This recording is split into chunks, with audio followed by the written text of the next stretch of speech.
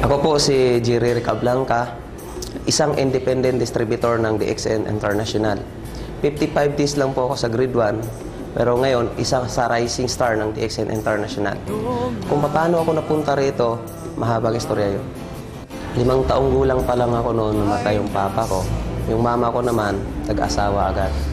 Inapi ako ng stepfather ko, so walang magawa yung mama ko kasi mahal din rin yung stepfather ko. Diba? Nung 9 na taong gulang pa lang ako, lumayas na ako. At dito ako napunta sa Maynila.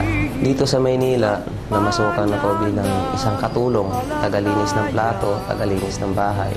So, binigyan ako ng amo ko ng 50 pesos kada buwan na sweldo.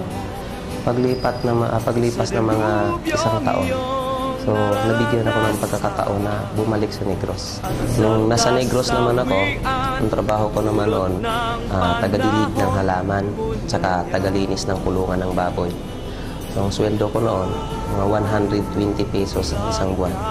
Nung nasa South Cotabato ako, helper ako ng isang shop. Taga-abot lang ng welding rod. Hanggang ating yung time na naging vulcanizer din ako. So, pagkatapos ng naging vulcanizer, kumbaga mas malaki pa yung gulong kaysa sa katawan ko, lumipat ako, nanghas ako na maging pahinanti. So, noon pa man, pinilit ko talagang gawin lahat dahil nasa pakalaki talaga yung pangarap ko sa buhay. Napunta naman ako sa Bungtod, Tago, Surigao del Sur. Ang trabaho ko naman doon, taga-feeder ng sugpo. So, ang 800 pesos na isang buwan. Ngayon, 19 years old na ako noon nang na-discover ako ng isang technician na hindi pala ako marunong magsulat, magbasa. Naawa siya, tinuruan niya akong magsulat ng pangalan, apelido. So, pinagtiyagaan niya ako sa loob ng 6 na buwan hanggang sa natuto. So, sa kauna-unahang pagkakataon sa buong buhay ko, doon ko palang natutunan at malaman kung paano magsulat ng pangalan ko at saka apelido. So, magmula noon, nagkalakas loob ako na pumunta ng Maynila. Kasi alam ko wala akong pera noon. Wala ko rin akong matitirhan. Pero naniniwala ko sa sarili ko na ang success sa isang tao ay hinahanap yan. Sabi nga doon sa libro na basa ko, success is not destiny, it's a journey. Pero hindi pala ganun kadali yun. Nung pagpunta ko dito sa Maynila, nung maghanap na ako ng trabaho, napakahirap palang mag-apply dito pag wala kang pinag-aralan.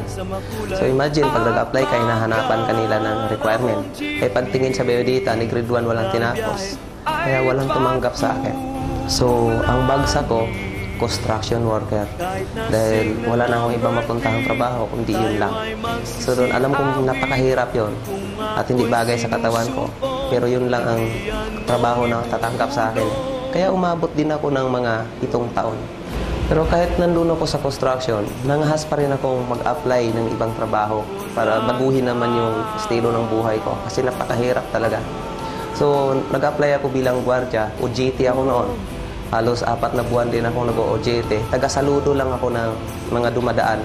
So, galit sa akin mga kasamaan kong gwardiya kasi kahit taxi na dumadaan, sinasaluduhan ko. So, dumating yung time na may nagtatanong ng English, hindi ko may sasagot dahil hindi ko maintindihan. Hanggang sa natanggal din ako, hindi na ako pumasok. Akala ko, wala na akong pag-asa sa buhay. Kasi hindi na ako makahanap ng ibang trabaho. Akala ko noon, sa construction worker lang talaga ako nababagay. Pero hindi pala. Hanggang nabigyan ako ng pagkakataon na nakita ko ang DXN International. At dito pala, magsisimula na magbabago ang buhay ko.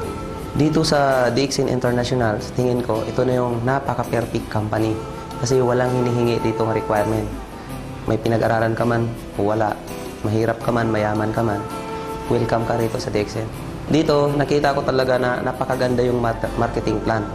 So, kahit wala kang pinag-aralan, ang dali intindihin. Kaya nag-decide ako na kailangan i-full-time ko yung independent distributor ng DXN. Pero napakahirap para sa akin noon nung sinimulan kong DXN dahil wala na akong bahay nung mauwian. Sa waiting shed ako natutulog, nagsasapin ko lang ako ng karton. Pag umulan naman, naghahanap ako ng mga tricycle na kaparada, jeep na kaparada, doon ako natutulog. At ang masakit pa nito dahil wala akong pera talaga. So nilalakad ko yun papunta sa office, makarating lang ako. Layo siguro, mga 9 kilometers from Santa Lucia to Jollibee Plaza. At masakit pa nito pagdating sa office, gutom na ako, wala rin akong pera. Nilalakasan ko loob ko, tatayo ako sa cashier. Manghihiram ako ng 2 piso ng mga bumibili ron.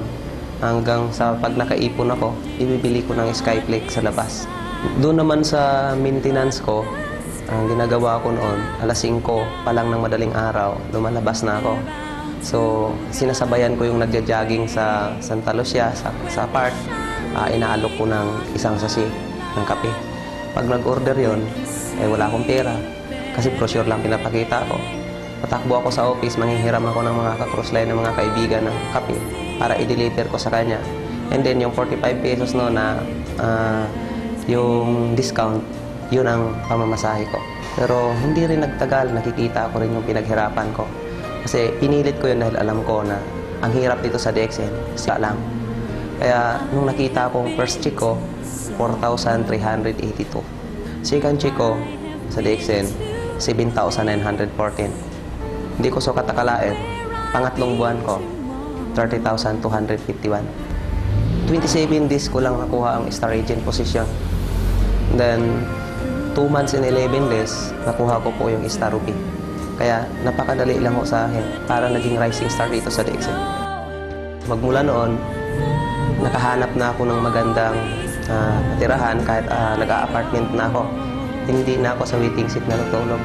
Ang pinakamagandang blessing sa akin ng DXN, 9 months pa lang ako, nakapunta na ako ng Malaysia. At yan ang kauna-unahang pagkakataon na nakasakay ako ng eroplano at nakapunta ng kahit Asia man lang. Tingin ko noon, pag kung nakikita ako na nasa hotel kami natutulog, isa sa pinakamalaking hotel ng buong Asia, ng Ginting Island. So parang tumutulo luha ako na parang kailan lang, pala hinahawakan ko, siminto hinahalo ko, parang kailan lang, nasa karton ako natutulog. Pero doon ko naramdaman na isa sa pinakamalaking hotel ng Asia, nahigaan ko na. Sa buhay ng isang tao, dapat masipag ka, matyaga ka. So, ang swerte ko kasi nakita ko ang DXN.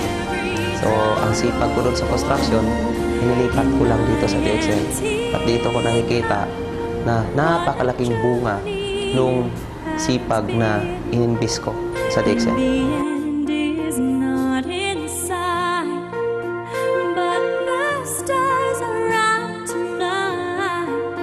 And they're bound to guide my way. When shining on my life, I can see a better day. I won't let the darkness in. What a journey. Ako si Jerry Ricablanca, isang independent distributor ng DXN International, Rising Star. Kapatid, kung nakaya ko, kaya mo to.